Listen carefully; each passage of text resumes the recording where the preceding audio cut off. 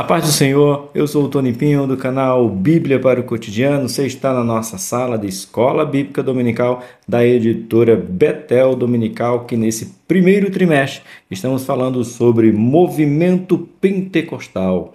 É a chama do Espírito que continua incendiando o mundo. Nós chegamos aqui na lição de número 10. Abre ela aí. E a lição do número 10 é muito, irmãos, mas muito importante. Porque aqui a gente vai falar sobre o pentecostalismo clássico, onde a gente já veio desde a descida do livro da descida do Espírito Santo no livro de Atos, até chegar agora. Esse movimento pentecostal e o neopentecostal, renovação e expansão do século XX. E aí? Falar sobre o pentecostalismo clássico e esse novo Pentecoste.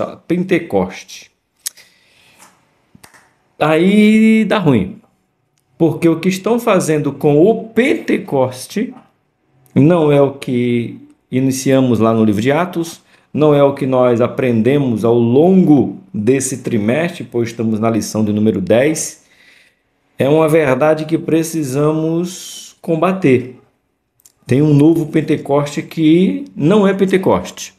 E antes de mais nada, eu quero começar lendo a Bíblia com você. Romanos, capítulo de número 16. Olha só. Verso de número 17 e 18. Eu vou até marcar agora para você aqui. Eu estava lendo a revista e me deparei com esse texto, com essa referência, e eu quero começar daí. Escute o que a igreja no primeiro século já estava combatendo. Se estamos falando do primeiro e hoje vamos falar do século 20, imagina quanta coisa temos nós que combater. Veja só, escrito está em Romanos 16, 17 e 18. E rogo-vos, irmãos, que noteis os que promovem dissensões, escândalos contra a doutrina que aprendestes. Desviai-vos deles. Se não está conforme a Bíblia, com os ensinos dos apóstolos, nós temos que se desviar deles. É a ordenança de Paulo, orientação à igreja de Roma. Verso 18. Porque os tais não servem a nosso Senhor Jesus Cristo, mas aos seus ventres, e com suaves palavras e lisúrgias enganam o coração dos simples. Estão trabalhando, fazendo para si. Quando Paulo fala para o seu ventre, ou seja, ele é o beneficiado. Ele quer ser o beneficiado. É nessa pegada, nessa entoação aqui que nós vamos falar. Que tem um novo Pentecoste, que não é Pentecoste. Seja bem-vindo à Escola Bíblica Dominical, lição de número 10. Essa lição será aplicada na sua igreja no dia 9 de março de 2025. O nosso textuário se encontra no livro de Atos, capítulo 16, verso de número 5. Escrito está: de sorte que as igrejas eram confirmadas na fé e cada dia crescia em número, porque se mantinha o padrão. Nossa verdade aplicada de hoje: devemos permanecer fiéis às Escrituras para não sermos influenciados por modismos teológicos, nem arrastados por qualquer vento de doutrina. E antes, deixa eu ler tudo aqui que eu quero apresentar algo para vocês. Objetivos de hoje: reconhecer os fundamentos do pentecostalismo brasileiro, compreender a necessidade de evitar modismo na igreja. Vamos falar sobre esse ponto. E não esqueça que nós estamos em carnaval, né? Eu estou gravando no domingo, então hoje é domingo de carnaval. Vai até quarta-feira de cinza. Então muitas igrejas aproveitaram para retiro. Mas tem muita igreja que, em vez de aproveitar o retiro para fortalecer os seus jovens, fortalecer a sua igreja, preferiram ir para Sapucaí. Modismo. Mas vai chegar lá, preocupa não. 3. Identificar as características do neopentecostalismo. Nosso texto de referência se encontra no livro de 1 Coríntios, capítulo de número 2, versículo 1 a 4. Escrito está: E eu, irmãos, quando fui ter convosco, anunciando-vos o testemunho de Deus, não fui com sublimidade de palavras ou da sabedoria, porque nada me propus saber entre vós, senão Jesus Cristo e este crucificado. E eu estive convosco em fraqueza e em temor e em grande amor. Lembrando que a igreja de Corinto deu trabalho para Paulo, mas Paulo disse: eu fui aí com simplicidade, singeleza, não fui aí com palavras que possam persuadir vocês, eu fui com autoridade e poder do Espírito de Deus. Versículo 4.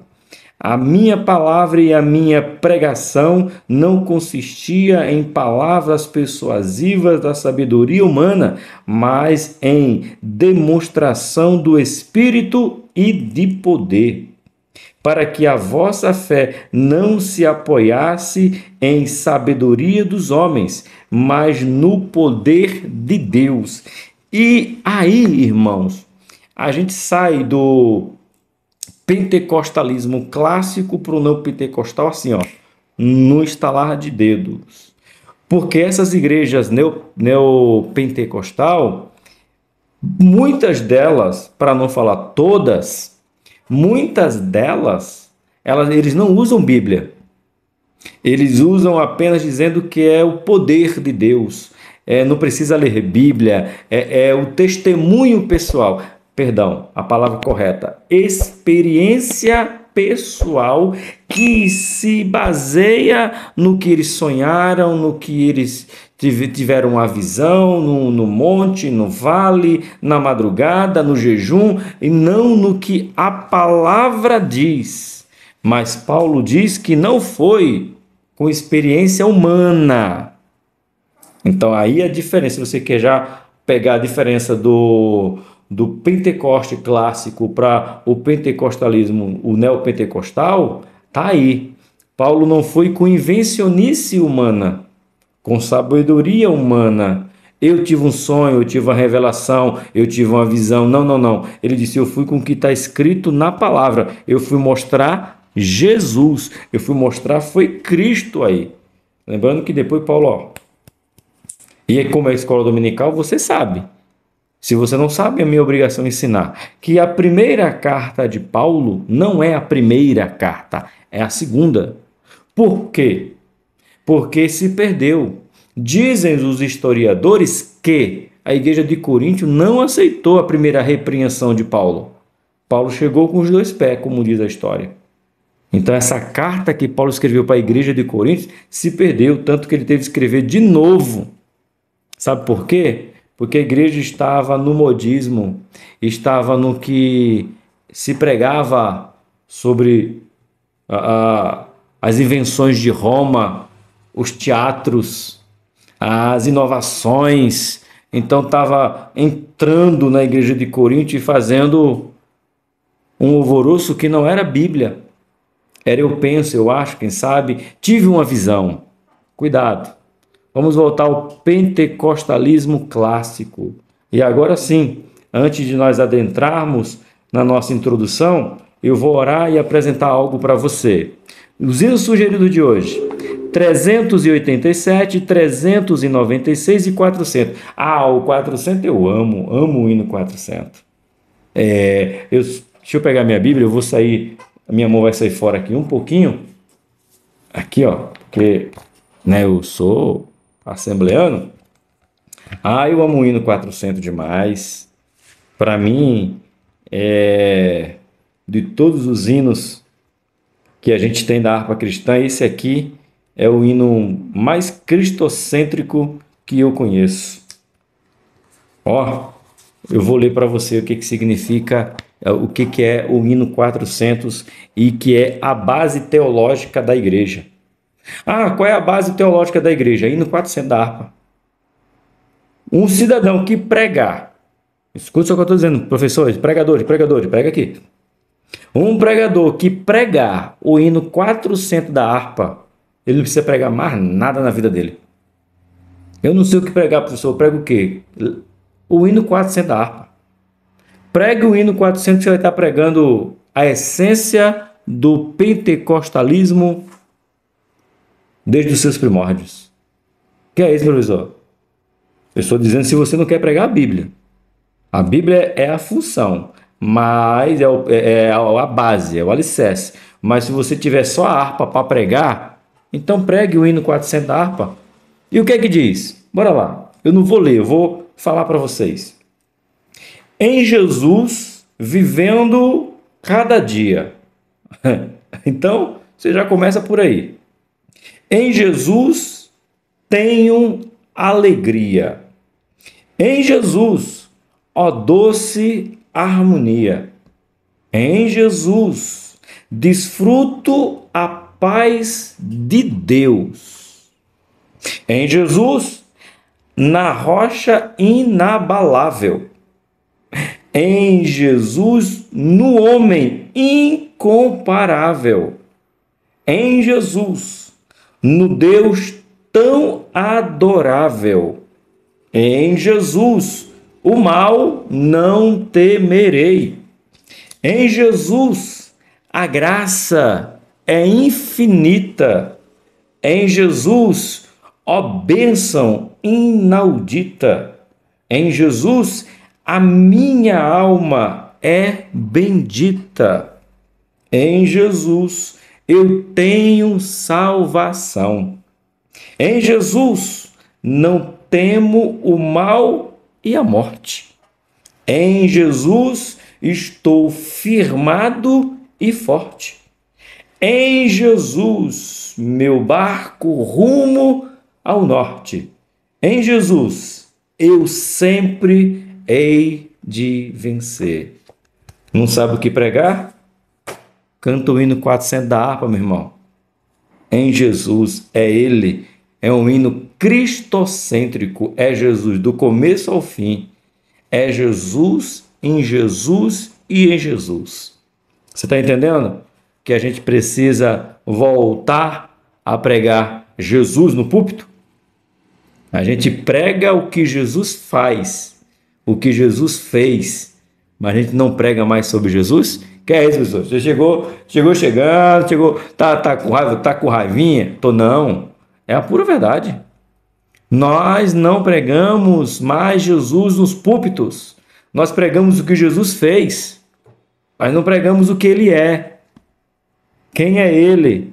Por que vivemos? Por que nos movemos? Precisamos pregar Jesus. O hino 400 da harpa é uma declaração que é em Jesus que devemos basear a nossa vida. Eita! Vamos orar? Ora daí que é hora daqui. O motivo de oração de hoje é: ore para que a igreja pregue a palavra de Deus com amor e verdade. E quem é o amor? E quem é a verdade? Jesus disse: eu sou o caminho, a verdade e a vida. É nele. Pregue o amor de Deus e Jesus, que é a verdade. Soberano e eterno Deus, agradecemos a Ti por mais essa oportunidade. Lição de número 10, para a honra e glória do Teu santo nome. Quero agradecer a Ti por mais essa oportunidade. Abençoa os meus irmãos que estão crescendo na graça e no conhecimento. Nos leva cada vez mais perto de Ti. que nós possamos pregar a tua palavra, porque a palavra é cura, a palavra liberta, a palavra nos exorta, a palavra nos dá ânimo, a palavra nos leva ao conhecimento da salvação. É a palavra, pois a palavra foi manifesta através do teu Filho Jesus. E é em nome dele que nós agradecemos. Amém. Amém daí e amém daqui. Bora para a nossa lição, introdução. Mas antes de ir para a introdução, olha que coisa maravilhosa que tem aqui na minha mão. Isso aqui é só para quem é madureira. Só para quem é madureira vai conhecer que é isso aqui.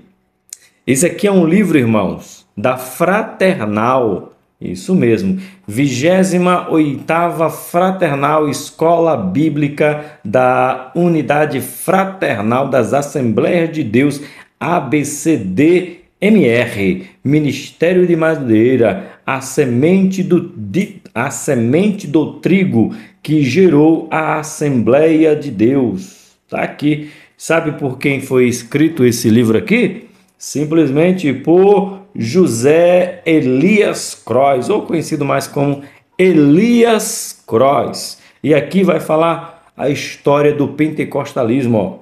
Daniel Berg Gunaving, Paulo Leva Macalão, Bispo Manuel Ferreira, Pastor Lupécio, Bispo Samuel Ferreira, e aqui era o nosso pastor presidente, Pastor Genício Severo dos Santos. Hoje ele está jubilado, né? Foi aqui no campo do Tabuão, que nos tornamos adebrais.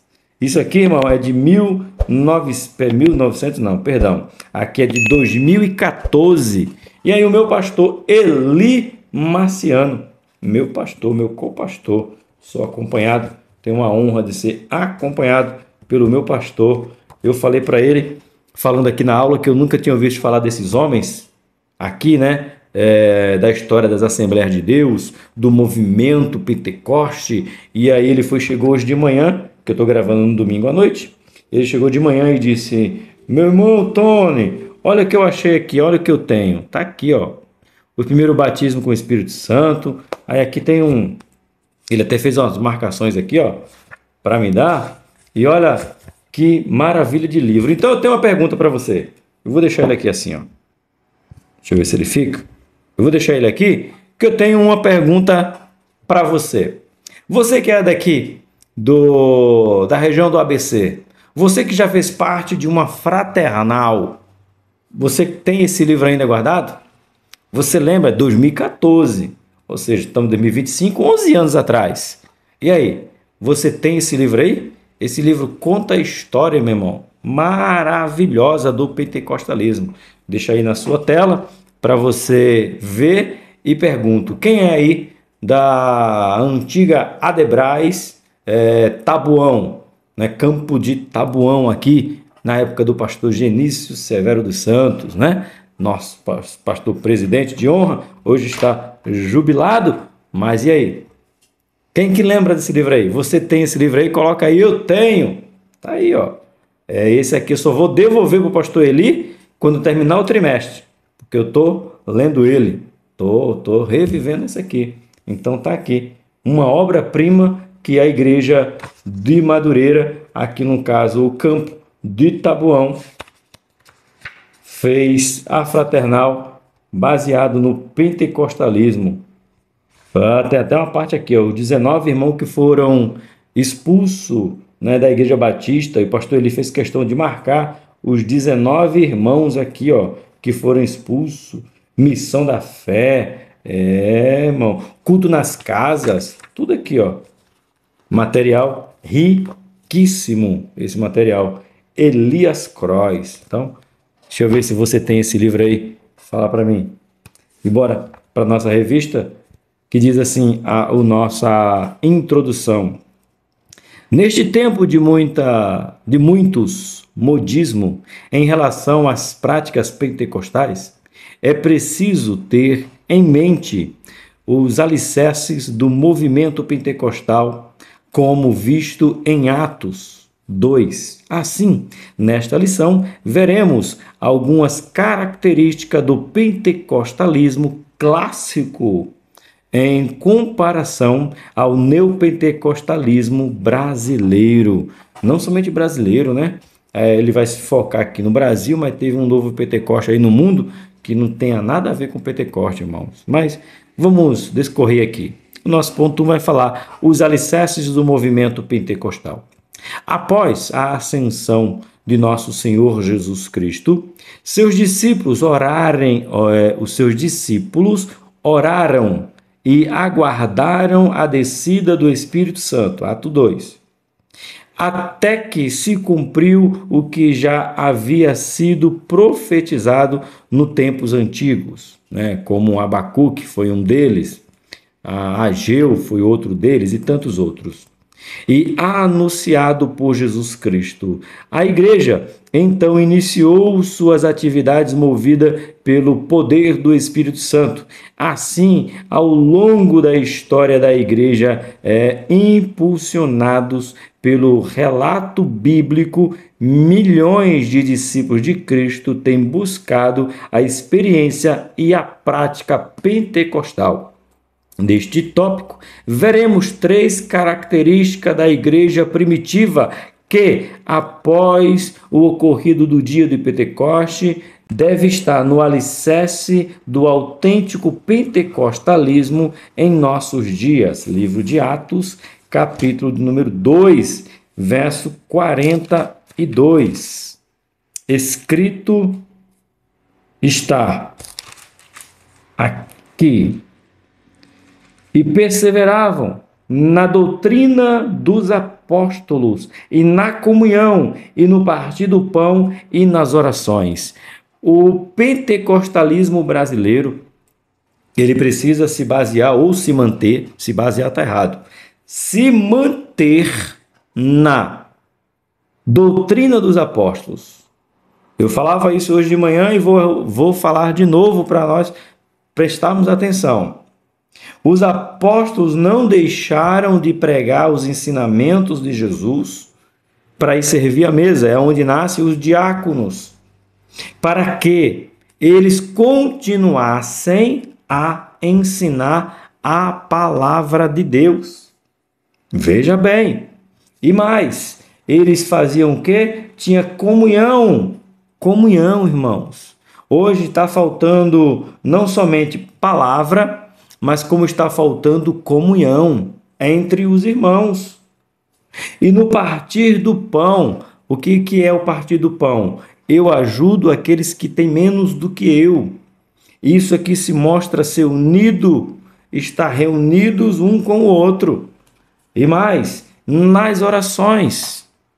Eu sou pernambucano, não vivi o evangelho em Pernambuco. Não vivi lá não. Mas sou casado com uma pernambucana que tem somente 40 anos de evangelho. E quando eu fui lá de férias, ela me apresentou algo que eu não conhecia, que era o quê? O círculo de oração que começava às 8 horas da manhã e ia até 5 horas da tarde. Eu não falei errado, não. Tem pernambucano aqui? Tem algum irmão pernambucano? Ciclo de oração que começa às 8 horas da manhã e termina 5 horas da tarde. E não é cantoria, não. É joelho no chão. Das 8 a meio-dia, aí se levanta, canta 2 hinos da harpa, aí um irmão traz uma palavra de no máximo meia hora, e joelho no chão. Era onde a igreja prevalecia, era onde a igreja crescia, é onde víamos batismo com o Espírito Santo, criança de 10, 12 anos sendo batizada, vendo velhos com 70, 80 anos sendo batizado, porque existia períodos longos de oração. E não era na casa das viúvas, como pretexto que disse Jesus, cuidado com os que se alongam em oração, querendo usurpar. Não, era na igreja. E aí? Precisamos voltar? Aliás, estamos ou não estamos no pentecostalismo clássico? As Assembleias de Deus, Ministério de Madureira, Campo de Adebrais, que é onde estamos aqui. Vamos falar da minha casa, não posso falar da casa dos outros sem olhar primeiro para a minha. Estamos no pentecostalismo clássico ou estamos no neopentecostal? Me diga aí. Tem período de oração? Tem relógio de oração? Ou a gente nem ora mais? Eu já falei isso aqui em algum momento desse canal.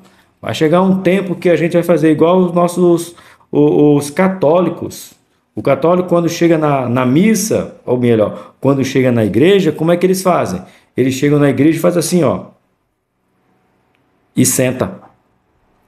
Nós vamos chegar um tempo que os crentes vão chegar na igreja, vou fazer um gesto simbólico, né? Não que seja esse gesto, vai chegar na porta da igreja antes de entrar e sentar. O culto começa às 6, ele não pode chegar às 5h50. Ele só pode chegar às 6h10. Isso é para o culto de oração, isso é para a doutrina, isso é para o culto de quarta, isso é para o culto de domingo. O culto começa às 18, ele chega às 17h50, em vez de chegar às 17h50, chega às 18h10. Porque não tem mais o prazer de permanecer em oração. Ah, professor, mas nós oramos em casa. Pois é, mas os apóstolos oravam juntos. Ele não só orava individual. A pegada de hoje aqui é um pentecostalismo clássico que o povo orava juntos. O que foi a leitura de Atos que nós lemos? Atos capítulo 2. Todos estavam reunidos no mesmo lugar. Todos foram cheios de comum. Todos estavam ensinando a palavra juntos. O problema é que a gente está deixando o prazer de orar em unidade. Eita, professor. Vai ser assim a aula todinha? Eu espero que seja. Ponto de número 1.1.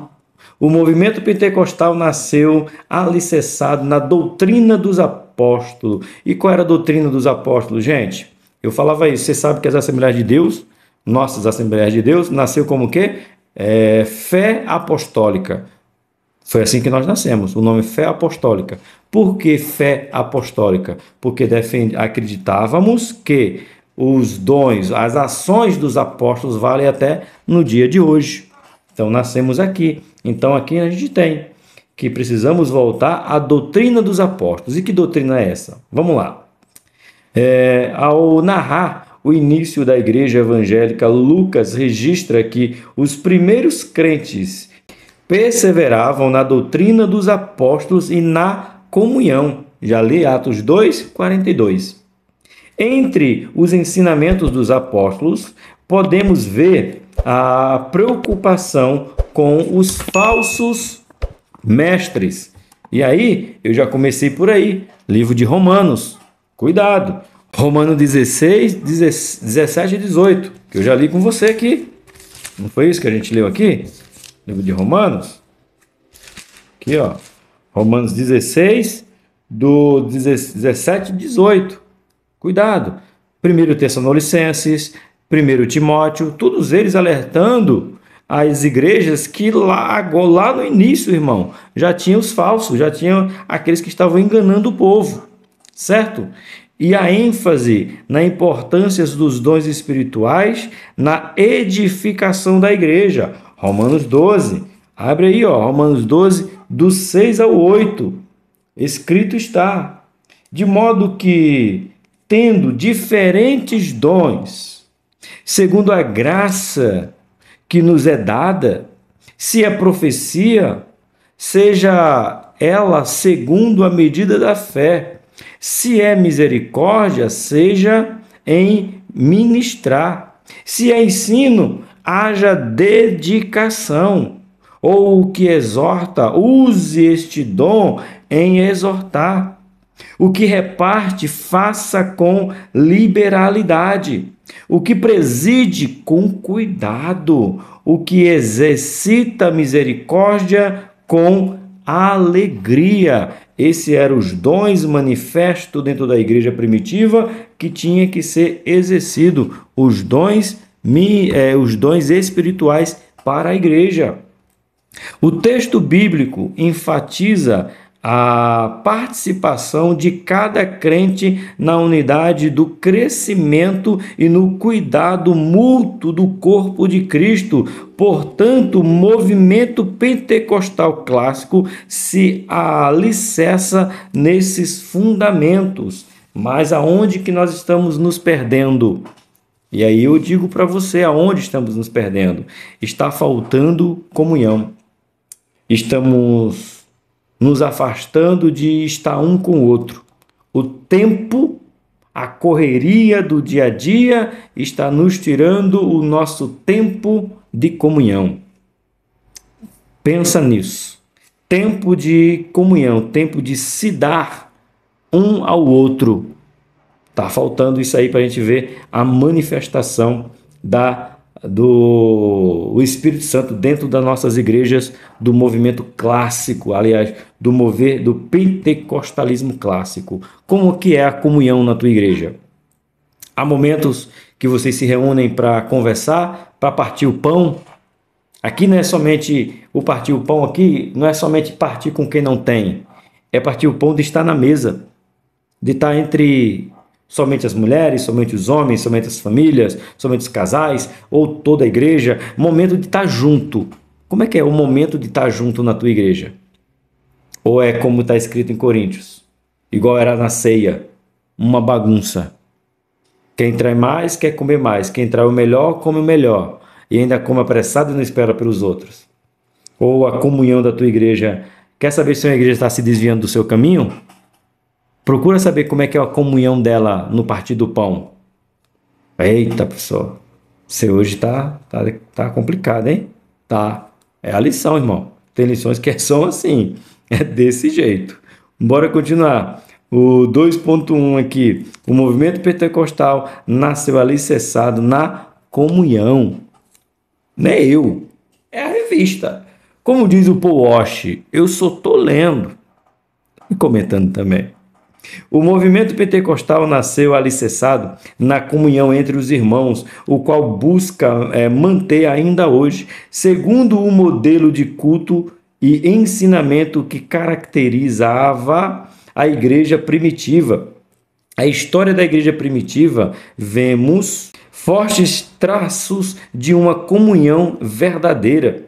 Esse padrão nos foi deixado pelos desbravadores do Evangelho como resultado da operação do Espírito Santo, pois ele opera a inclusão dos nascidos de novo no corpo de Cristo. 1 Coríntios, abre aí, bora ver. 1 Coríntios, capítulo de número 12. 1 Coríntios, capítulo 12, verso 13. Bora ver o que diz. Escrito está: pois todos nós fomos batizados em um espírito, formando um corpo, quer judeus, quer grego, quer servo, quer livre, e todos temos bebido de um espírito. Ou seja, a doutrina é a mesma, não importa se pobre, se rico, se pastor ou novo convertido. A comunhão é para todos. A unidade do corpo e a comunhão, portanto, somos chamados a viver em comunhão com nossos irmãos, assim como os primeiros cristãos viveram segundo a mesma fé, o mesmo sentimento e o mesmo amor, isto é, segundo o mesmo propósito. Aí é o salmo clássico aí das Assembleias de Deus, pelo menos de Madureira. Se você não sabe, Madureira tem um versículo que eles usam muito para as reuniões, né? É um salmo de número 133, esse salmo muito usado aqui, ó, e serve para a nossa lição de hoje, irmãos. Salmo 133, ó, quão bom e quão suave é que os irmãos vivam em união. Quão bom e quão suave é que os irmãos vivam em união. Isso aí é o pentecostalismo clássico, onde todo mundo ajuda todo mundo. 1.3. O movimento pentecostal nasceu alicerçado na oração. Falamos da palavra, Bíblia, como eu falei, a Bíblia é o fundamento. Segundo, comunhão. E o terceiro, oração. Se uma igreja ela não tem ensinamento bíblico, não tem o partir do pão, comunhão, e não tem oração, não é uma igreja de Cristo. É qualquer outra, menos uma igreja cristã, menos uma igreja chamada Pentecoste, porque foi assim que nasceu. É assim que tem que se manter. Vamos falar de oração? Vamos lá. E antes de falar de oração, tem gente que até hoje, irmão, fica bravo comigo. E de verdade, irmãos, não me ofenda, aliás, não me ofendo com seu comentário com esse respeito. Existe um momento que você tem que orar por alguém, mas a grande maioria das pessoas, elas não querem que você ajude-as em oração. Ela quer que você ore por elas. Por exemplo, semana passada, eu estava indo para a igreja pregar na minha igreja na segunda-feira passada. Pronto, segunda-feira passada. Hoje é domingo, estou gravando domingo. Segunda-feira passada, eu estava indo para a igreja e parou um carro. E o moço, achei que ele ia pedir informação, eu dei endereço. Ele olhou para mim e falou assim: moço, o senhor, pois não, você pode orar por mim? No meio da rua. Ele parou o carro dele, eu disse: posso? Qual o seu nome? Ainda lembro o nome dele, Lucas. Não tem como esquecer, né? Por causa do Lucas aqui. Oro. Não perguntei para ele qual era a causa, não perguntei para ele qual era o motivo, não perguntei por que ele precisava de oração. Eu simplesmente orei, pus a mão sobre ele, orei e enfatizei que ele precisava de Jesus.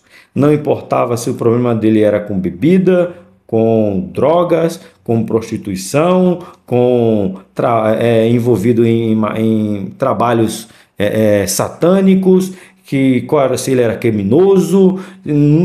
Na minha oração não foi essa. Minha oração foi: Senhor, que ele te conheça, que ele entregue a sua vida para ti, que os planos dele seja a tua vontade para que ele te sirva. Se ele esperava uma oração de prospera os seus caminhos, livra ele do mal, ele se arrependeu. Não estou dizendo que foi isso, tá? Minha oração foi que ele conhecesse Jesus, porque Jesus é o caminho, é a verdade e a vida. Será que você pode entender isso? Que essa pessoa precisa da minha oração, mas o problema aqui que eu quero trazer é que tem crente que não quer orar mais. Né? Como é que tem um pastor que brinca com isso aí? É o crente das 6. É isso que ele falava? Rapaz, eu queria lembrar o nome do pastor. Crente das 6. 6 o quê? Que história é essa, pastor? Crente das 6. 6 horas por mim? 6 horas por mim? 6 horas por minha família? 6 horas por ter emprego? 6 horas? 6 horas? 6. O crente das 6. Só sabe pedir. Agora diz para ele assim: meu irmão, é o seguinte, 6 horas por mim. Eu disse: opa, que hora que o irmão levanta para ir trabalhar? Eu não trabalho não, está desempregado. Irmão, então maravilha, eu trabalho, me acordo 5 horas da manhã. Bora fazer o seguinte, todo dia quando for 10 para as 5, eu vou ligar para o irmão para a gente orar das 5 às 5:30, que é o meu período de oração. Então a gente vai orar para que Deus abra a porta de emprego. Enquanto eu estou saindo para trabalhar, a gente ora. E você? 5 às 5:30. E você em oração. Bora! Sabe o que os 6 horas por mim vai dizer? Então, não sei. Ou seja, nós estamos criando uma geração 6 horas por mim. Agora, quando você chama ele para vir para a oração, ele não pode. Aí tem gente que fica bravo. Eu fiz aqui, de vez em quando eu faço um movimento no canal Devocionais Cotidiano. Aproveitando, se inscreve aqui, ó, Devocionais Cotidiano. De vez em quando eu faço um movimento como esse. Vamos levantar de madrugada para a gente orar 15 dias, uma semana. E eu digo bem claro, eu vou orar por quem estiver lá orando, viu?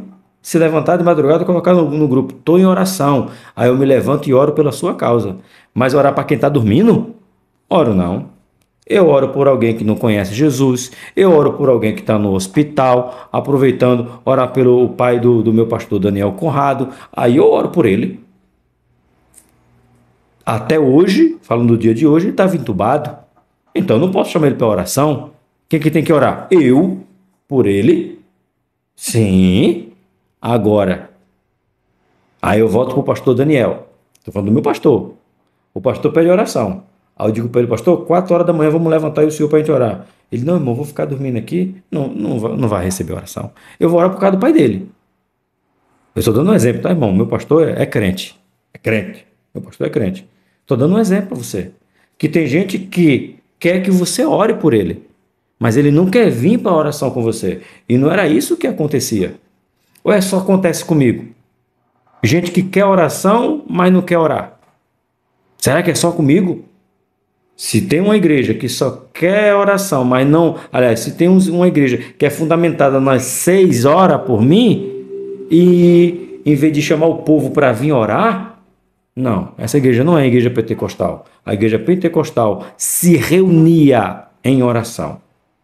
A Assembleia de Deus surge tendo como base os princípios da oração no movimento pentecostal, iniciado no capítulo 2 de Atos dos Apóstolos. A igreja primitiva nos ensina que a oração é uma das coisas mais importantes na vida da igreja de Jesus Cristo. Lembra lá? Filipenses. Peraí, passou. Filipenses, Colossenses, Efésios. Aqui, vamos lá. Filipenses, capítulo de número 2. Não, Filipenses 4, 6. Escrito está: não sejais inquietos por coisa alguma, mas antes as vossas petições sejam em tudo conhecida diante de Deus, pela oração e súplica, com ação de graça. Um povo que não ora, mas pede oração. Aqui, Paulo está dizendo, ei, irmão, ei, igreja, ei, povo, bora orar e suplicar? Não, Paulo, ora tu por nós. Não, eu não oro só por vocês. Eu tenho que orar com vocês. É desse jeito. Dizemos isso por entender que um dos pontos fortes do pentecostalismo primitivo foi a vida pautada na oração. No início, Atos 2:42. Lucas registra que a igreja orava pedindo direção a Deus. Atos 1:24. Até consagrava pessoas para o serviço mediante oração, a instituição dos diáconos, a instituição de mandar Paulo para fazer missão junto com Barnabé. Na verdade, Barnabé com Paulo era baseado em quê? Vamos orar para ver se é isso mesmo que Deus quer, tanto por diácono, Atos 6, como o mandar Paulo junto com Barnabé para a missão. Em Atos 20:36, encontramos o apóstolo Paulo em uma reunião com pastores.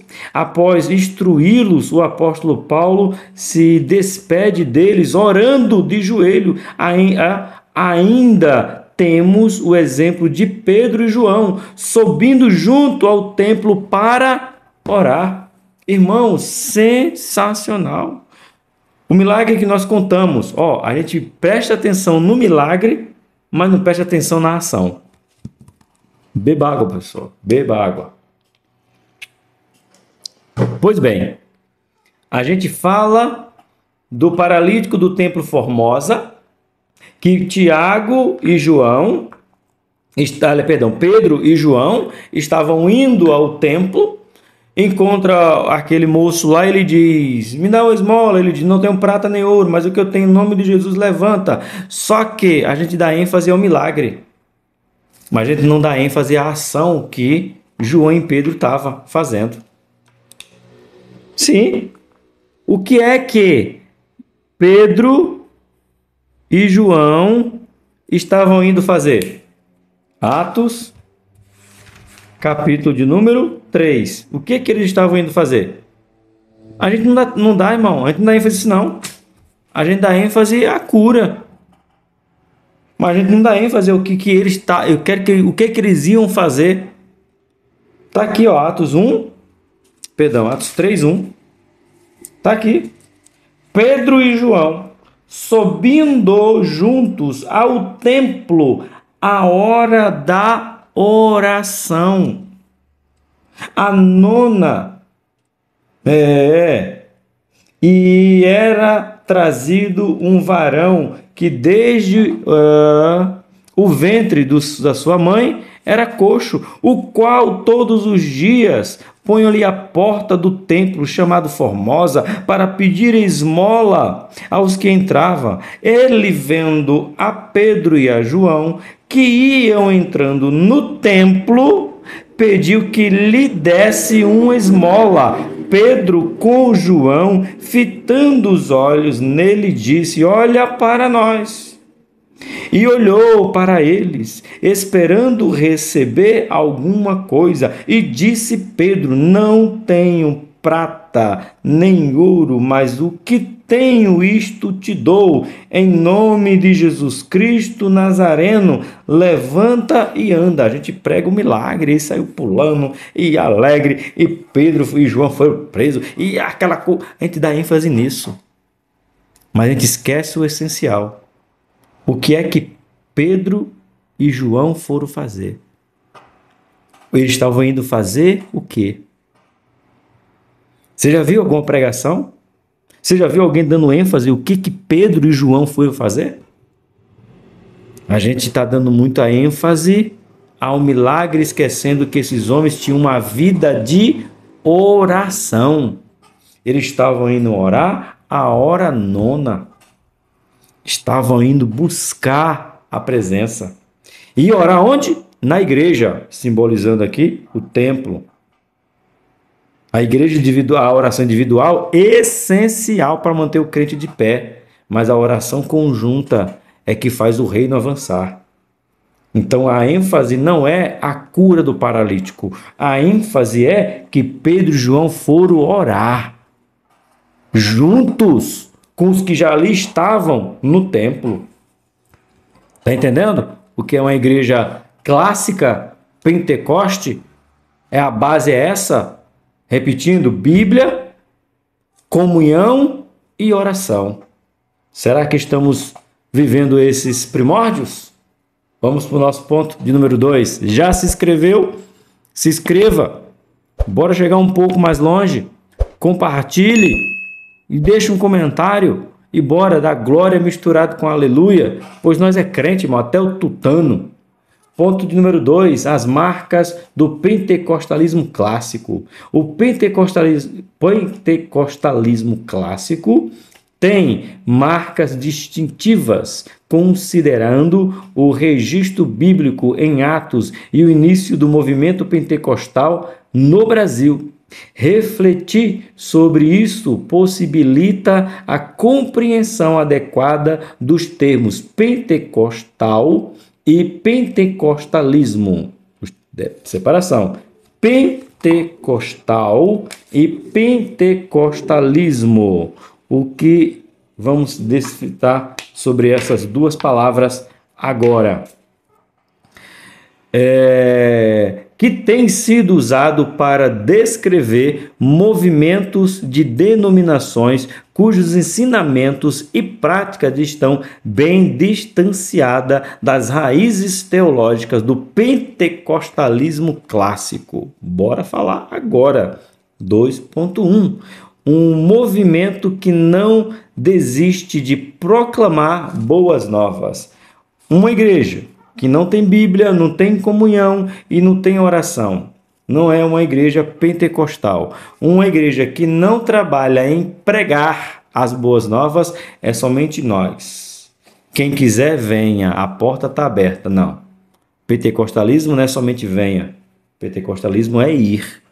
Eita! A primeira marca do movimento pentecostal que destacamos aqui é o vigoroso impulso para evangelizar. Os missionários, fundador das Assembleias de Deus no Brasil, Daniel Berg e Gunnar Wing, ensinaram sobre a importância de proclamar a salvação. Eles difundiram esse princípio com grande convicção, fazendo com que as Assembleias de Deus estivessem espalhadas por toda a capital do Brasil, em um curto espaço de tempo, por meio da proclamação das boas novas de Cristo. Então, quando se pergunta por que as Assembleias de Deus cresceu tanto, simplesmente pelo evangelismo, pelo poder de pregar a palavra. Culto nos lares, culto em praça pública, culto... Irmão, eu via, né? Não era do meu convívio, mas quantas vezes aí lá em Pernambuco tinha os cultos chamados culto relâmpago. Você já ouviu falar? Eu não sei se ainda tem em Pernambuco, né? Mas o irmão colocava a caixa de som, alguns microfones, algumas coisas numa carriola, e ele ia, parava na casa de alguém, puxava a energia, blang, blang, blang, tocava lá o hino da harpa, o hino 400 em Jesus, em Jesus, em Jesus, aí trazia uma palavra de 15 minutos e o grupo cantava, perguntava se o vizinho quer aceitar Jesus e orava ali e já ia para outra rua, lá para outra rua, culto relâmpago assim, que demorava meia hora em cada lugar e eles iam. Isso fez e vai continuar fazendo a igreja crescer. Culto de evangelismo. Culto evangelístico, culto na rua, culto para não somente promover, irmãos. Ficou feio isso aí. Está errado a minha frase. Culto evangelístico para promover igreja, está errado. Culto tem que ser para promover o evangelho, aonde não leva bandeira, aonde não leva o nome Assembleia de Deus Madureira, Assembleia de Deus Belém, Assembleia de Deus seja qual for. Não, a gente está proclamando o reino. Aceita Jesus, entrega o seu caminho ao Salvador, arrepende dos seus pecados, procura uma igreja. Aí, só que aí ficou difícil agora, hein? Procurar uma igreja perto da sua casa nem sempre será uma boa ideia. Porque hoje tem muitas igrejas que... Né, na igreja não. Então nós temos até isso, tem que tomar cuidado. Pode direcionar o irmão para uma igreja, mas uma igreja que não tem prazer em evangelizar, não é uma igreja pentecostal. Eu congreguei há algum tempo numa igreja Assembleia de Deus, o pastor na época era o pastor presidente, era pastor Ricardo José Santana. E o nome do ministério era Assembleia de Deus, porém ele era um ministério próprio, né? Tinha 4 igrejas, se não me engano, acho que era isso. E o nome da igreja era Tempo de Semear. É isso mesmo, Tempo de Semear. Por quê? Semeava, né? A palavra, a gente semeava. Eu acho que ainda existe essa igreja aí em Pernambuco. Pastor Jefferson é o pastor presidente, não mais o pastor Ricardo Santana. Mas enfim, o nome da igreja era Tempo de Semear, aonde se tinha evangelismo todo domingo. Isso é uma igreja clássica, que não se preocupa com o culto da noite, mas se preocupa com o evangelismo da manhã. Isso é igreja clássica, gente. Pensemos nós nisso aí. 2.2 A constante busca pelo Espírito Santo. Aqui nós estamos quase deixando de ser pentecostais clássicos e virando neopentecostal. Nós. Aí eu sei que eu vou ofender muita gente, vai ficar muita gente brava, vai ter comentário aí que eu estou errado. Eu lhe respeito. Mas diga aí, quantas vezes por mês o teu pastor prega sobre o batismo com o Espírito Santo? Eu não estou falando de ele pregar qualquer coisa e depois dizer assim, fale em língua, seja renovado, seja batizado. Não. Estou falando pregação direcional.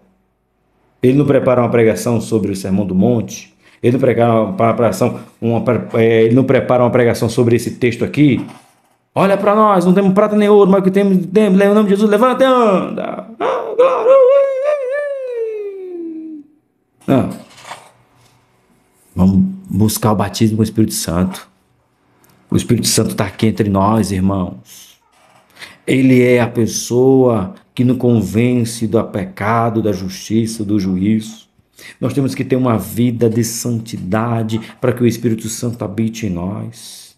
O Espírito Santo quer que nós voltemos à palavra. O Espírito Santo quer que nós vivemos em comunhão um com os outros. O Espírito Santo, irmãos, quer que nós possamos proclamar que ele vem com poder e autoridade. Autoridade para expulsar demônios, autoridade para botar a mão sobre os enfermos, autoridade para libertar os cativos, mas para isso você tem que ser revestido de poder, o poder que vem do alto, o poder que é derramado sobre toda a igreja. Não importa se você tem 80 ou se você tem 8, o Espírito desce sobre você, ele quer habitar em você. O Espírito Santo não é inquilino, o Espírito Santo é um proprietário, ele quer habitar, ele quer arrumar a casa, ele quer fazer morada, ele quer que você se gaste e seja gasto pela presença dele. Ele quer ser o autor, ele quer ser o consumador, ele quer ser o que guia, ele quer ser o que instrui. É ele, o Espírito Santo, é ele que habita no meio de nós, é ele que nos faz sentir queimar um fogo que nós não sabemos de onde. Esse Espírito está aí, esse Espírito está aqui, é esse Espírito Santo que vai fazer você ser batizado para falar em línguas, novas línguas, e você vai entender que mais do que proclamar cura é proclamar libertação, mais do que proclamar, irmãos, que nós vamos ser vitoriosos, é proclamar que nós vamos morrer para a carne, nós vamos morrer pelas coisas do mundo, para viver a maravilhosa graça, a maravilhosa luz, o maravilhoso amor, porque o Espírito Santo nos constrange diante de tão grande amor de um Deus que nos ama incondicional. Que o Espírito Santo venha nos encher, que o Espírito Santo venha continuar habitando, que o Espírito Santo seja a razão do qual nós nos movemos para chegar aqui e saber que Jesus Cristo é o que morreu por nós, saber que Deus nos ama, mas ele quer nos corrigir. O Espírito Santo diz que tem ciúme do seu povo. Oh, Espírito Santo, batiza o teu povo em nome de Jesus, enche esse povo que nos ouve em nome de Jesus. Oh, Espírito Santo, seja canal, seja o alicerce, seja o que tu vai encher o vaso para transbordar. Enche criança, enche adolescente, enche jovem, enche professores, enche ancião, enche mulher, enche menina. Vem, Espírito Santo, eis aí o teu povo que está orando, jejuando, consagrando, lendo a Bíblia, está gastando e se gastando, está tempo de comunhão, seja com homem, com mulher, com casal. Oh, Espírito Santo, clamamos a tua presença, nos constrangemos diante de tua presença. Vem, Espírito Santo, põe as mãos sobre a vida de cada um deles e eles sejam cheios da tua presença.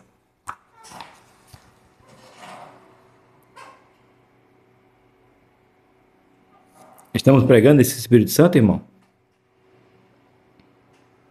Estamos pregando esse Espírito Santo? Será que nós, assembleanos, estamos deixando de ser pentecostais clássicos? Que não pregamos o Espírito Santo? É para pensar. É para pensar.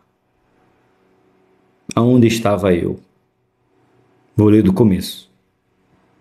2.2. No dia de Pentecostes, o Espírito Santo foi derramado sobre a igreja, enchendo e batizando os crentes, como anunciou o Senhor em Lucas capítulo 2, 24 e Atos 1, 5.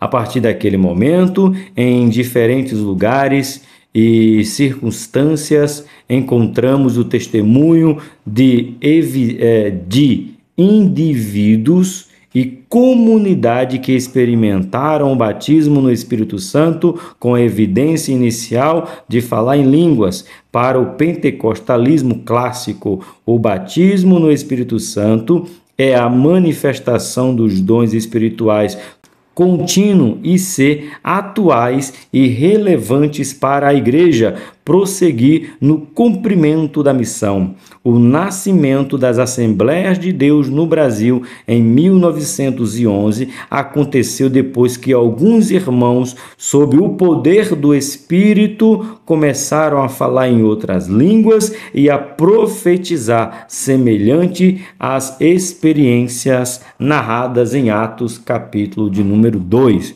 quando Daniel e Gunaving pregaram a palavra, já ainda dentro da igreja batista, os irmãos começaram a ser cheios. A primeira pessoa na igreja Assembleia de Deus, formação da Assembleia de Deus, que ainda era missão fé apostólica, foi a Celina de Albuquerque, mas junto com a irmã Celina, Daniel Berg e Gunaving, no total de 19 pessoas, porque acreditaram que a chama não podia apagar. Amém? Professor, é uma aula, professor. Você está precisando fazer um culto, professor. O povo não gosta. Um movimento que não desiste de ensinar as Sagradas Escrituras. Eu falo pela minha igreja, o meu Adebrais, São Bernardo do Campo, Jardim na Mar. Semana não. A segunda-feira eu vou ministrar na minha igreja. Sabe o que a gente vai estar ensinando lá? Vamos estar expondo os ensinamentos da carta de Paulo, 1 Coríntios. Eu vou falar sobre o capítulo 3 e 4. Eu só não lembro quem é que vai, provavelmente deve ser nosso pastor, que vai falar sobre o capítulo 1 e 2. Aí vem eu falando sobre o capítulo 3 e 4, ensinando a palavra. Olha só o que diz nos primórdios da nossa convenção, CONAMAD. A virtude teológica do pentecostalismo clássico adota um modelo mais convencional ou um código de doutrinas. Vide o Credo da CONAMAD, publicado mensalmente no jornal O Semeador. Nas primeiras décadas, a Assembleia de Deus era considerada equivocadamente um movimento sem fundamentos teológicos. Contudo, a Assembleia de Deus crê e ensina que todas as experiências espirituais devem passar pelo crivo da Bíblia. Vide a ênfase dada aos cultos de ensino e escola bíblica dominical desde a sua fundação, porque estudamos as Escrituras e cremos nela como sendo a palavra de Deus para nós hoje, e que pregamos e ensinamos sobre o Espírito Santo e a atualidade dos dons espirituais. Afinal, a igreja continua cumprindo a missão de evangelizar e a necessidade de contínua edificação. Irmãos, foi uma mentira que disseram sobre as Assembleias de Deus, que era um povo que não queria estudar a Bíblia. Agora, como que não queria estudar a Bíblia? Que desde os primórdios das Assembleias de Deus, nós tínhamos culto de doutrina, era doutrina a palavra, culto de instrução, culto de ensinamento, sempre teve na Assembleia de Deus. E o culto de doutrina era baseado o quê? Na Bíblia. Era o pastor que era responsável para doutrinar, ensinar, instruir o povo. Como que nós não criamos Bíblia? E desde que? Quanto tempo faz? Eu não lembro eu não lembro qual é a primeira, em que ano que foi a primeira revista, essa daqui. Eu não acho que não tem aqui não, né? Desculpa aí, mas agora veio na memória para procurar saber aqui, ó. Eita. Aqui, tem. Pronto. Como que as Assembleias de Deus clássica não prezava pelo ensino? Tá aqui, ó. Essa revista aqui, essa editora Betel Dominical. Sabe quantos anos ela tem? Tá na sua revista. Sabe quantos anos tem a Escola Bíblica Dominical da editora Betel? Eu estou falando da Betel. E olha que já tinha CPAD, ó, há mais tempo. Sabe quantos anos? 35 anos. Tá aqui. Revista da Escola Bíblica Dominical, primeiro trimestre de 2025. Ano 35. O número dessa revista é 134, ou seja, 35 anos. Ou seja, eu nem era crente, já existia escola bíblica dominical. É a prova que as Assembleias de Deus prezam pelos ensinos da palavra. Então, uma igreja que não tem escola bíblica, eu não estou nem falando de escola bíblica dominical usando material de editoras, CPAD, Central Gospel, Betel e outras editoras. Não estou falando disso. Estou falando de igreja que não tem ensino bíblico, escola bíblica, ensino bíblico. É somente o culto de domingo e apaga a luz, acenda a luz, toca no seu irmão, fala para o seu irmão, ele é lindo. Profetiza sobre ele. Você não é pregador, você não é profeta, não? Enfim, volta, apaga, deleta isso aí. Não, irmãos. A Assembleia de Deus nasceu com o ensinamento da palavra. Então, dizer que uma igreja que é pentecostal clássico, que não tem escola bíblica, eu não estou, mais uma vez, não estou falando de editora, estou falando de ensino bíblico. Por exemplo, eu conheço uma igreja do meu amigo pastor Alex Torres, vocês conhecem aqui do canal. Lá não tem escola bíblica dominical da editora Betel, da editora Central Gospel, da editora CPAD, mas eles têm ensinamentos bíblicos baseados na sua igreja. A sua igreja confecciona os estudos, eles produzem o estudo, ou seja, lá tem ensino bíblico. Você está entendendo a diferença? Então está na hora de você abrir o olho e perguntar, você congrega onde? Eu congrego em tal igreja. Lá tem ensino bíblico? Não, não tem. Não tem. Não, lá é o culto de domingo e a visita no lar e a gente se alegra, tá, mas não tem culto de ensinamento? Não, é só campanha e movimento e o poder, mas e a instrução? O Espírito Santo nos dá. Isso não é pentecostalismo clássico não, hein? Não é não. E temos que alertar para nós não irmos por essas veredas. Certo? Bora pro ponto 3. Ponto 3. Agora vai apertar um pouquinho. Também não, já falei demais. Mas escute só aqui, ó. O neopentecostalismo brasileiro. As práticas e os ensinamentos de alguns movimentos e denominações não caracterizam a identidade do pentecostalismo clássico, como as Assembleias de Deus. Como não há consenso entre os estudiosos sobre a nomenclatura que melhor os descreve, usaremos o termo neopentecostalismo para caracterizar esses movimentos e denominações, enfatizando a diferença entre eles e o movimento pentecostal que surge no Brasil no início do século XX. Como aqui é uma escola bíblica, eu não estou falando para ofender, mas eu estou falando para você ver o que é uma igreja neopentecostal, professor. Aí eu tenho que falar nomes. Mais uma vez, não estou aqui para ofender a igreja de ninguém. E tá aí, né? A palavra está aí, o ensinamento está aí, vai para lá quem quer. Por exemplo, na Igreja Universal do Reino de Deus, o Edir Macedo, lá não tem escola bíblica dominical que ensine a palavra. Lá tem um ensinamento para que siga a doutrina da igreja, do ministério da Universal.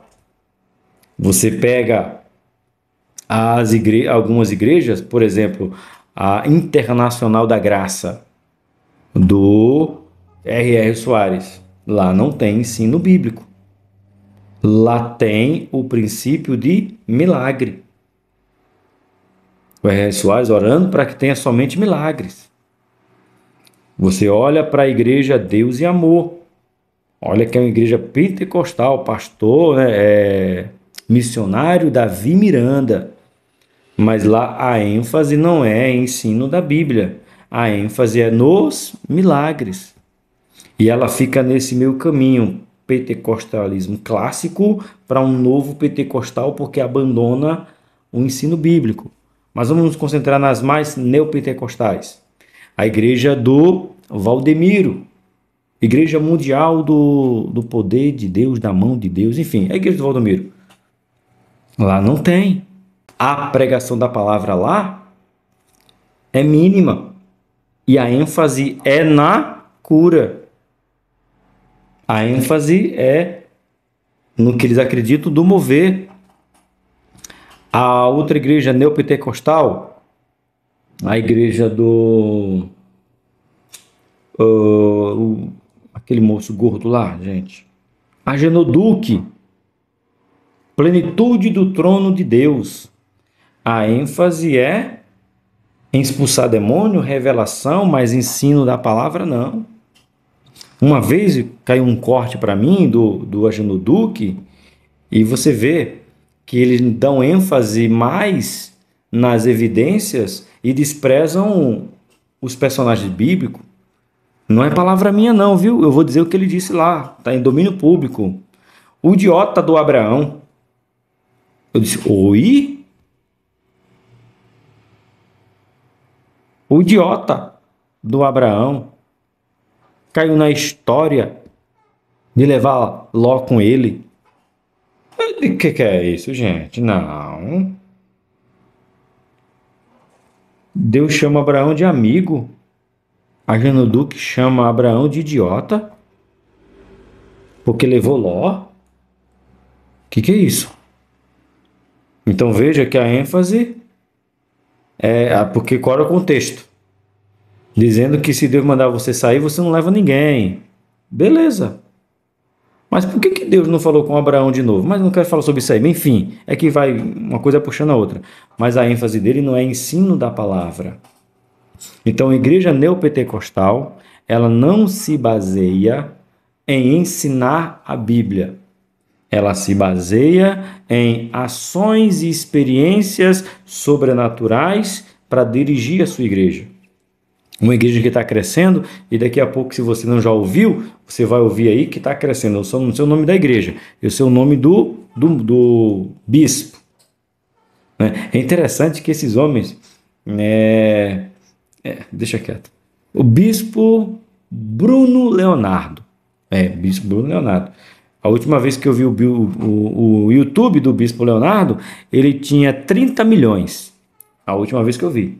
Eu estou falando 30 milhões de inscritos.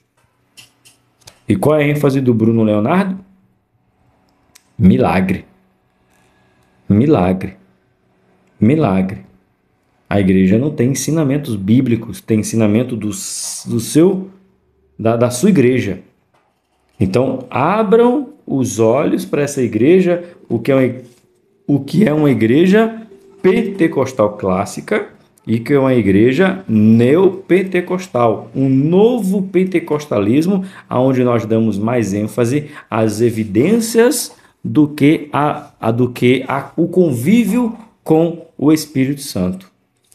Então, é para se pensar. Abre o olho, irmãos. Abre o olho. 3.1. As inovações do neopentecostalismo. O movimento neopentecostal surge com algumas inovações que os distingue dos pentecostais clássicos, inclusive com inovações em seus cultos que nos faz lembrar do alerta feito pelo apóstolo Paulo em Colossenses capítulo 2. Colossenses, capítulo de número 2, 18.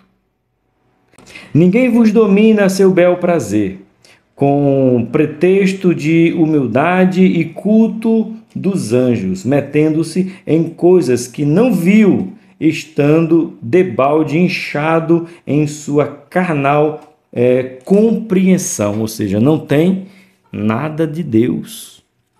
Estou vendo um anjo. O anjo me deu, o anjo me revelou, o anjo apareceu em sonho, o anjo... Que é isso, gente? Estão trocando, estão fazendo ao contrário de que fez Moisés. Deus disse para Moisés: vou mandar um anjo, Moisés, ir contigo. Parafraseando, Moisés disse: como é que é? Anjo? Não, eu não saio daqui se tu não fores comigo. Tem gente que está trocando a presença de Deus por anjo. Moisés disse: eu não vou se tu não fores. Tô nem aí para anjo. Miguel, Gabriel, arcanjo, querubim, serafim, seja ele quem for, tô fora. Eu quero é a tua presença. Existe igreja que Deus não entra, mas tá assim de anjo lá, ó. Isso é novo Pentecoste. Não é o Pentecoste que Deus nos ensinou. Continuando, alguns estudiosos definem o surgimento dos neopentecostais a partir do final da década de 70, vindo de dissidentes de denominações surgidas a partir da década de 50. Também da própria Assembleia de Deus, entre os neopentecostais, aqueles que argumentam a necessidade de contextualizar a mensagem para torná-la mais atraente e moderna. Isso aqui é um perigo terrível. Torná-la mais atraente e moderna. Terrível, né? Nesse esforço, despreza a ênfase das Escrituras na chamada de Deus ao arrependimento e à fé cristocêntrica, ensinando uma fé normal, superficial, utilitária e pragmática. Podemos contextualizar, mas sem contaminar nem comprometer a essência da mensagem do Evangelho de Jesus Cristo. Aonde eles estão? Trazendo inovações. Irmãos,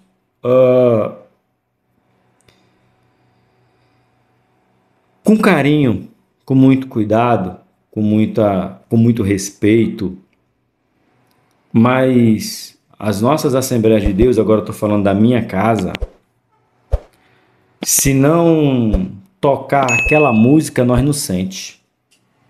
Se não for aquela virada na bateria, o Espírito não desce.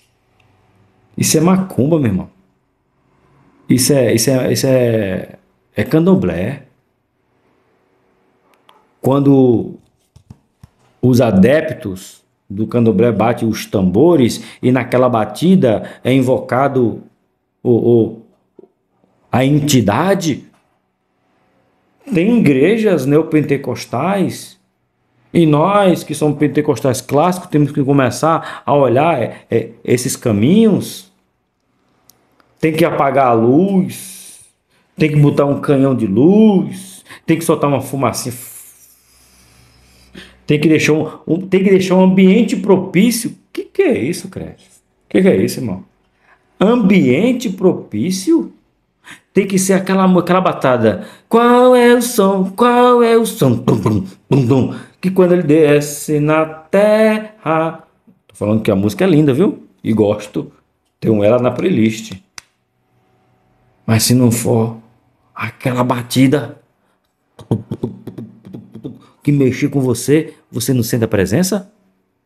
O que é isso, gente?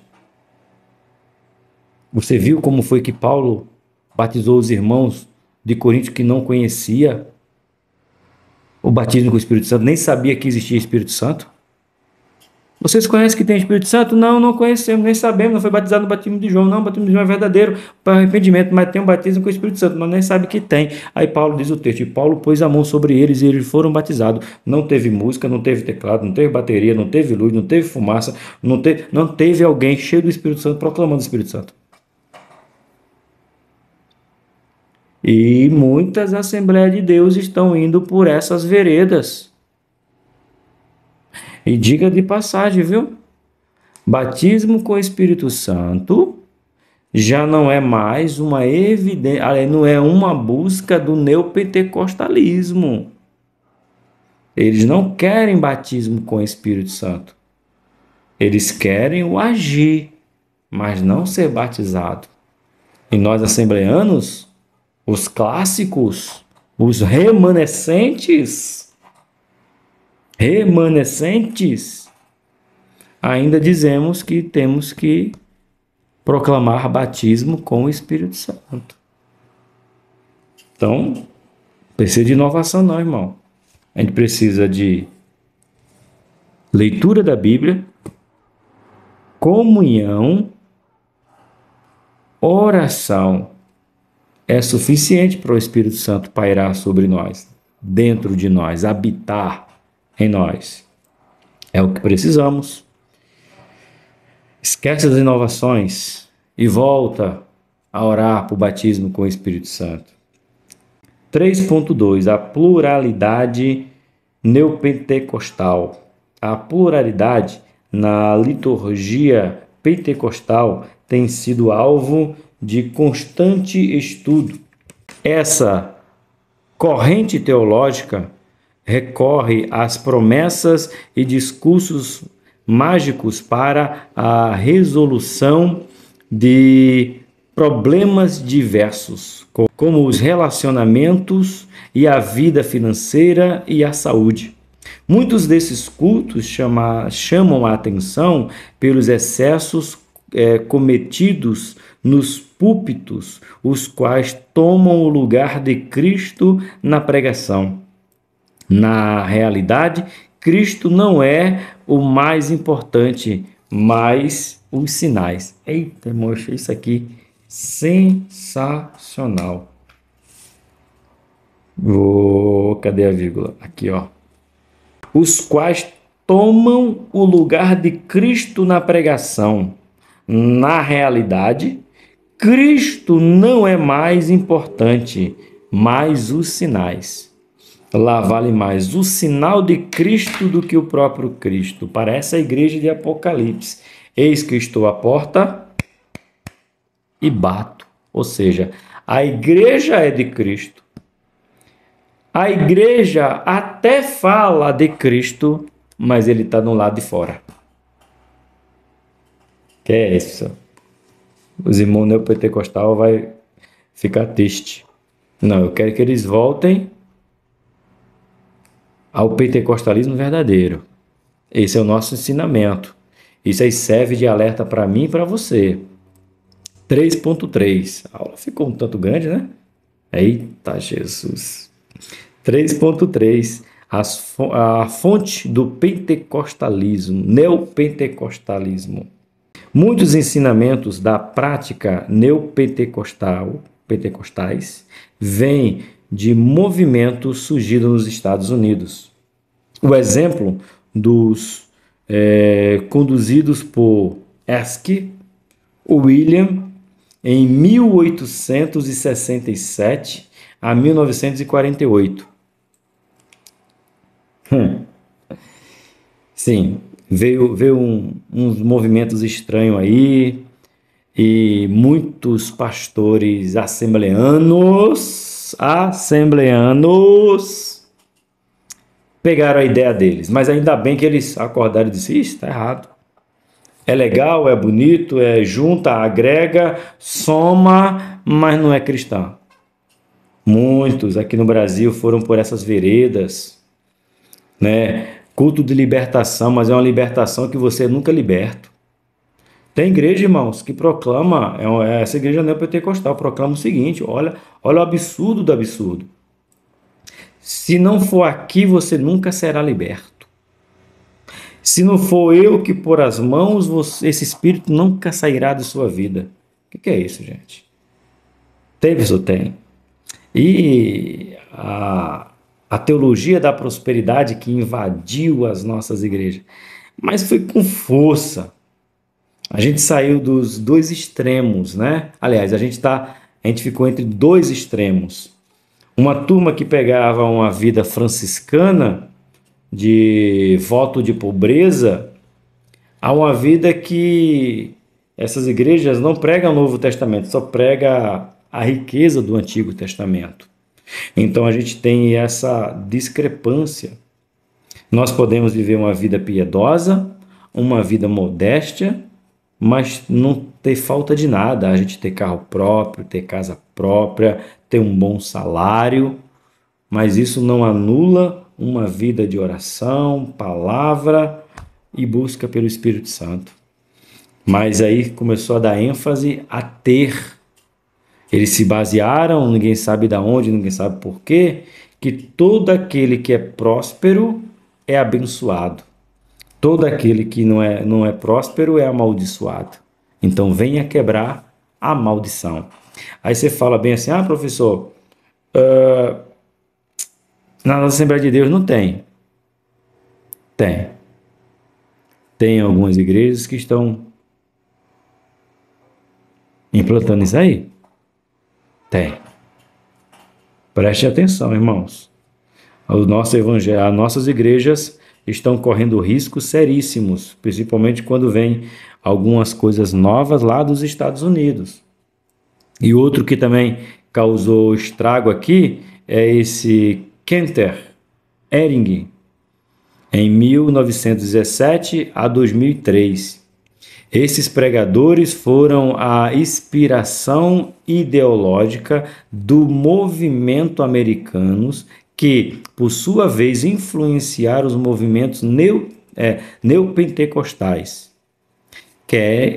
Kenney e Hage, não sei, Hage, espero que pronuncie assim, foram os primeiros a difundir os ensinamentos que, mais tarde, ficaram conhecidos no Brasil como teologia da prosperidade.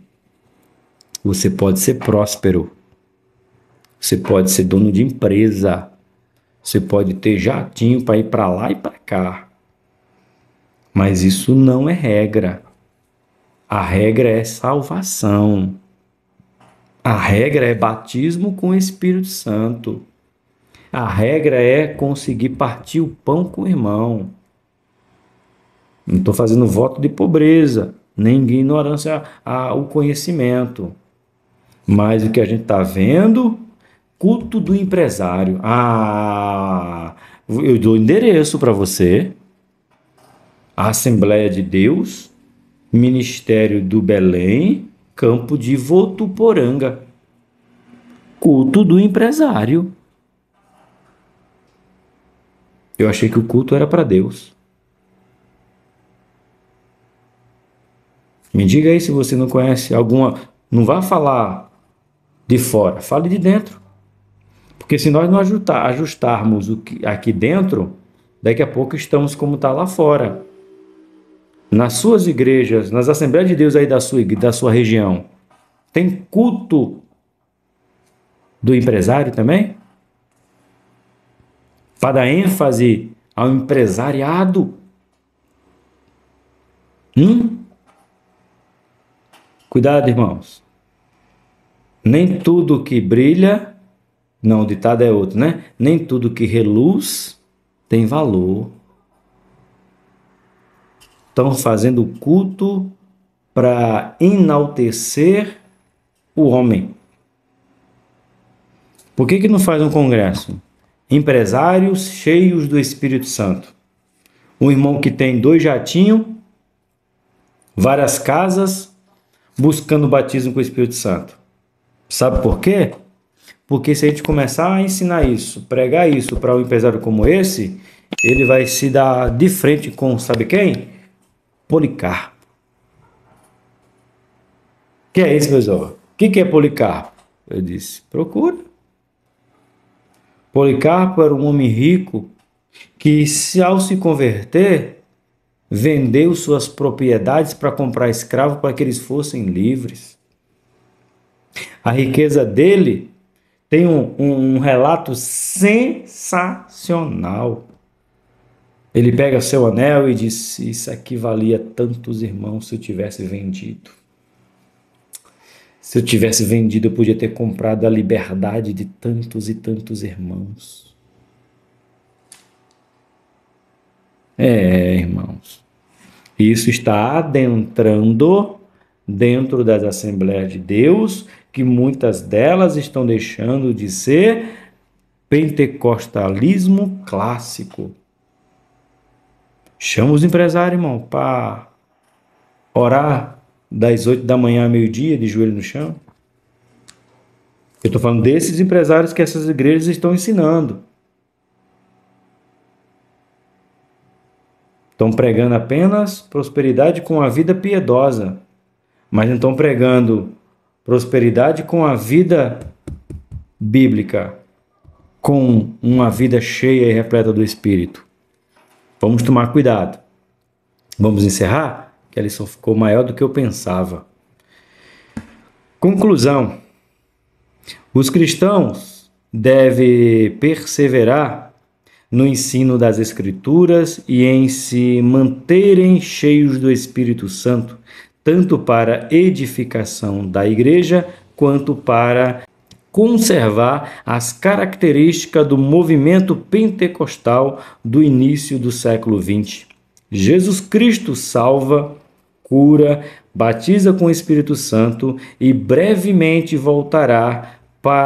Por isso, precisamos cultivar um viver em santidade. Essa era a pregação de antigamente.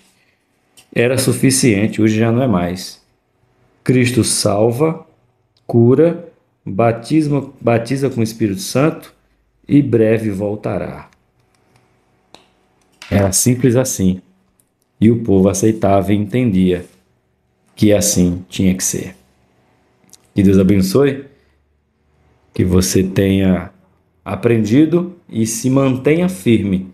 E mais uma vez, não esqueça, se você conhece esse livro aqui, põe aí nos comentários. As Assembleias de Deus preza por ensino da palavra. O grande amor de Deus, a graça do nosso Senhor e Salvador Jesus Cristo, comunhão e consolação do Espírito Santo, comigo e com você, não apenas hoje, mas eternamente. Amém. Tchau, povo. Que Deus abençoe vocês e sejam cheios do Espírito Santo.